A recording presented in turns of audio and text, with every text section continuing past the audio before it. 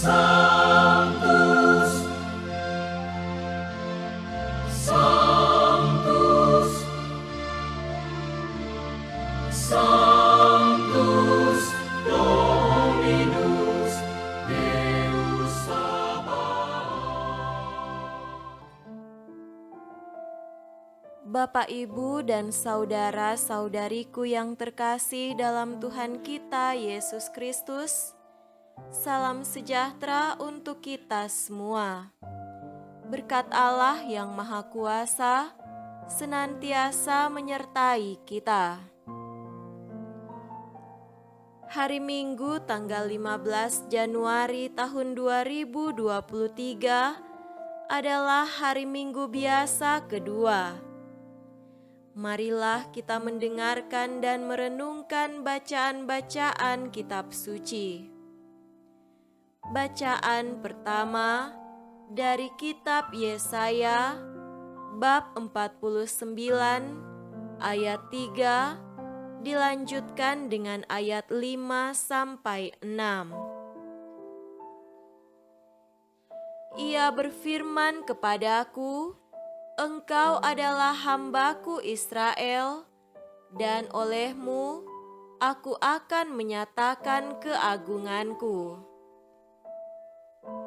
Maka sekarang firman Tuhan yang membentuk aku sejak dari kandungan untuk menjadi hamba-Nya, untuk mengembalikan Yakub kepadanya, dan supaya Israel dikumpulkan kepadanya, maka aku dipermuliakan di mata Tuhan, dan Allahku menjadi kekuatanku firman-Nya. Terlalu sedikit bagimu hanya untuk menjadi hamba-Ku, untuk menegakkan suku-suku Yakub, dan untuk mengembalikan orang-orang Israel yang masih terpelihara. Tetapi Aku akan membuat engkau menjadi terang bagi bangsa-bangsa, supaya keselamatan yang daripadaku sampai ke ujung bumi. Demikianlah sabda Tuhan. Syukur kepada Allah.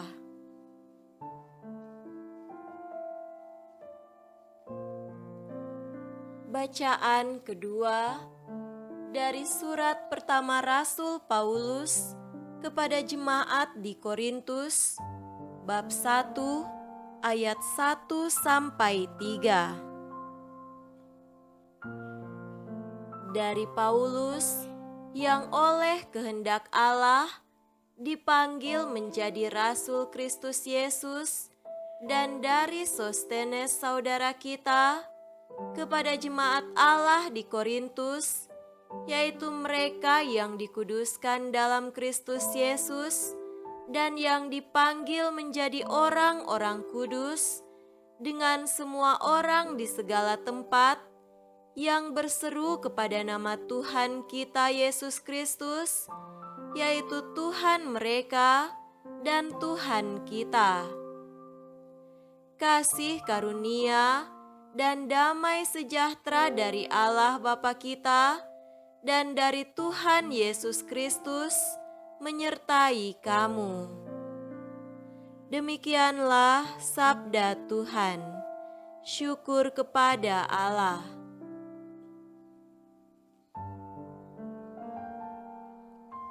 Semoga Tuhan beserta kita sekarang dan selama-lamanya. Inilah Injil suci menurut Yohanes. Dimuliakanlah Tuhan. Injil Yohanes bab 1 ayat 29 sampai 34. Pada keesokan harinya, Yohanes melihat Yesus datang kepadanya, dan ia berkata, "Lihatlah Anak Domba Allah yang menghapus dosa dunia. Dialah yang kumaksud ketika kukatakan, Kemudian daripadaku akan datang seorang yang telah mendahului aku, sebab dia telah ada sebelum aku.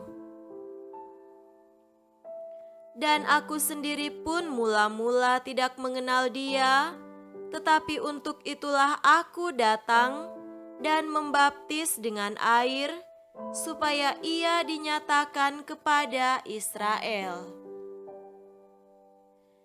Dan Yohanes memberi kesaksian, katanya, "Aku telah melihat Roh turun dari langit seperti merpati, dan ia tinggal di atasnya.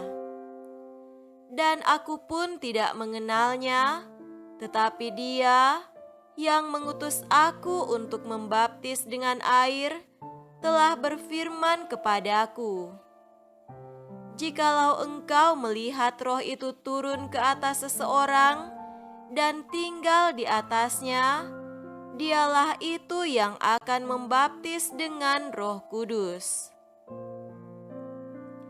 Dan aku telah melihatnya dan memberi kesaksian. Ia inilah Anak Allah." Demikianlah sabda Tuhan. Terpujilah Kristus.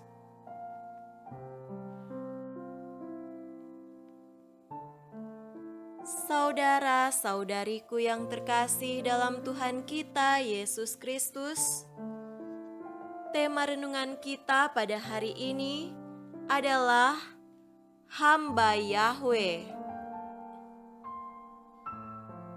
Bagi kita, hamba Yahwe itu tidak begitu mudah kita pahami dan mengerti. Bahasa kitab suci, khususnya dari warta Nabi Yesaya, berbicara tentang hamba Yahwe yang menderita, namun membawa sukacita keselamatan bagi segala bangsa. Apa pentingnya bagi kita jika kita mendengar warta hamba Yahwe ini?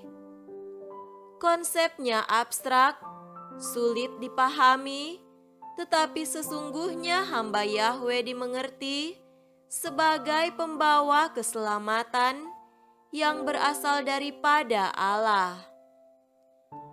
Maka sabda Tuhan hari ini berbicara tentang kasih Allah yang begitu besar bagi dunia dan manusia, sehingga keselamatan itu dinyatakan kepada kita semua. Kita umat beriman menyadari bahwa keselamatan itu telah menjangkau kita semua lewat putranya Tuhan kita Yesus Kristus yang menjelma menjadi manusia dan mengambil rupa seorang hamba yang taat pada Allah. Serentak pada saat yang sama, kita yang mendengarkan warta hamba Yahwe ini diajak juga untuk masuk dalam aliran keselamatan kepada segala bangsa. Kita sendiri sebagai umat Allah berpartisipasi atau mengambil bagian dalam rencana keselamatan yang diselenggarakan Allah bagi dunia ini. Kita sendiri menghendaki keselamatan bagi keluarga dan lingkungan kita. Namun ketahuilah, bukan keselamatan dunia ini yang terpenting dalam hidup kita, tetapi keselamatan menyeluruh di dunia dan di akhirat nanti. Yesus Kristus telah dipersembahkan oleh Allah Bapa di surga untuk menjadi pemimpin yang akan menggembalakan kita kepada keselamatan itu lewat firman-Nya yang menyelamatkan kita di dunia dan lewat janji yang diberikannya kepada kita semua. Ia menuntun kita kepada kehidupan kekal, yakni persekutuan abadi antara manusia dengan Allah. sebagaimana bangsa Israel dituntun oleh Musa keluar dari perbudakan Mesir lewat perayaan Paskah perdana, yakni penyembelihan anak domba. Demikian Yesus sebagai anak domba Allah menghantar manusia kepada pembebasan dan perbudakan dosa, kepada kehidupan abadi bersama dengan Allah. Maka sebagaimana padang gurun adalah kancah pembuktian kesetiaan umat Israel kepada Allah sebelum mereka masuk ke tanah terjanji, demikian halnya manusia dalam peziarahan di dunia ini diuji kesetiaan dan ketaatan kita kepada Allah dalam iman kita kepadanya.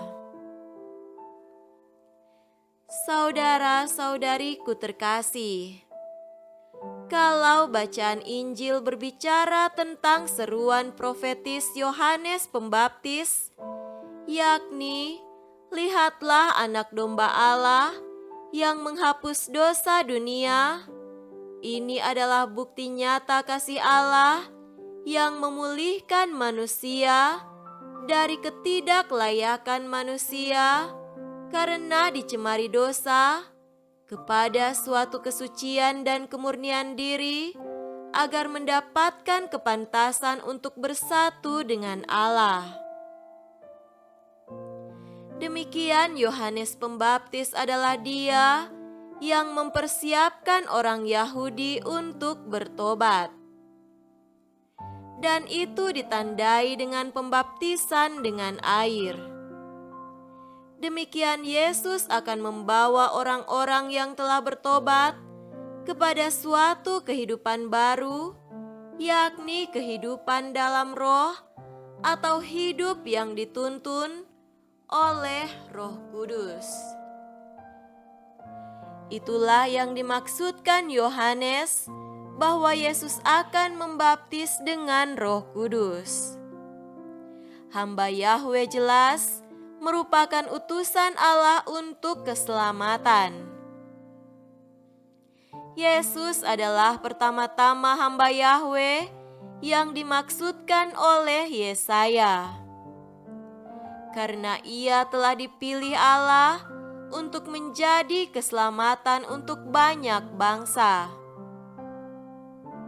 Bacaan pertama dari kitab Yesaya berbicara tentang hamba Yahweh sebagai adalah dia yang menyatakan kemuliaan Allah, dan pada gilirannya Allah akan memuliakan hambanya itu. Dan tugas hamba Yahweh adalah membawa semakin banyak orang kepada Allah dan agar keselamatan Allah menjangkau sampai ke ujung bumi. Selanjutnya Nabi Yesaya sendiri merasakan bahwa dialah juga adalah hamba Yahweh yang dipilih Allah sejak dari kandungan ibunya untuk memulihkan keluarga Yakub yang telah tercerai-berai karena ketidaksetiaan mereka kepada Allah. Yesaya mengemban misi pemulihan dan keselamatan Israel yang tak berpengharapan karena sudah dibuang ke pembuangan.